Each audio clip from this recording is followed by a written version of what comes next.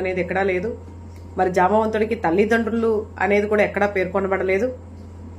జాంబవంతుడు బ్రహ్మదేవుని యొక్క ఆవలింత నుంచి ఉద్భవించినటువంటి వ్యక్తి. మరి బ్రహ్మదేవుడు జన్మనిచ్చాడు కాబట్టి, బ్రహ్మదేవుడే తండ్రి కాబట్టి, మరి బ్రహ్మదేవుడైతే మాదిగ కులస్తుడు కాదు.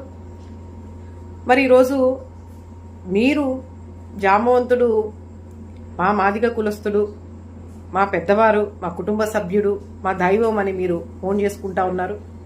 కొంతమంది భావిస్తున్నారని మాత్రమే ఉంది తప్ప నిజంగా ఏ హిందూ పురాణాల్లో ఇతిహాసాల్లోనూ జాంబవంతుడు మాదిగ కులస్తుడు అనేది ఎక్కడా లేదు.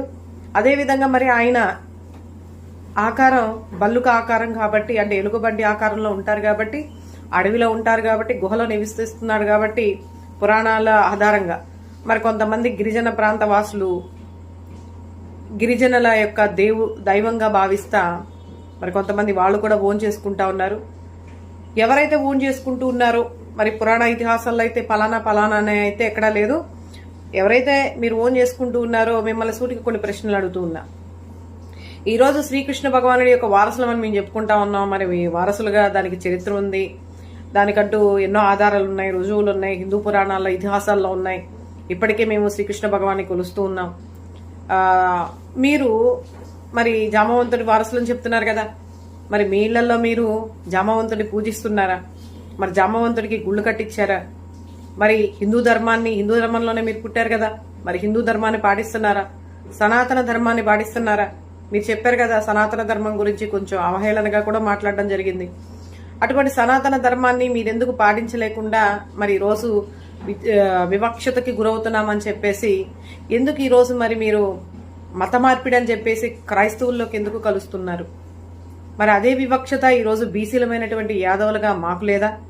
ఈరోజు బీసీల పోరాటంలో మాకు కావాల్సినటువంటి రిజర్వేషన్లో హక్కులు ఏవైతే అంటే రాజకీయ పరంగా, సామాజికంగా, ఉద్యోగాలు, విద్యాపరంగా ఇప్పటికీ మేము ఇంకా సంఘాల వారీగా మేము ఈరోజు పోరాటాలు చేస్తూ ఉన్నాం. ఆ విషయం మీ అందరికీ తెలిసిందే కదా. మరి ఈరోజు వివక్షతకి గురవుతున్నామని చెప్పే ఒక కారణంతో నిజమే, వాస్తవానికి వివక్షత అనేది నేటి సమాజంలో ఇంకా కొనసాగుతూనే ఉంది, అణచివేస్తూనే ఉన్నారు. అది అక్షరాల సత్యం, జగమెరిగిన సత్యం, ఇంకా నడుస్తూనే ఉంది. అయినంత మాత్రాన ఈరోజు వివక్షత అనే ఇదితో మనం పుట్టినటువంటి కులాన్ని, మనకి తల్లి లాంటి కులాన్ని పక్కన పెట్టేసేసి వేరే మతంలోకి, మత మార్పిడి క్రైస్తవుల్లోకి మనం కలిసిపోతా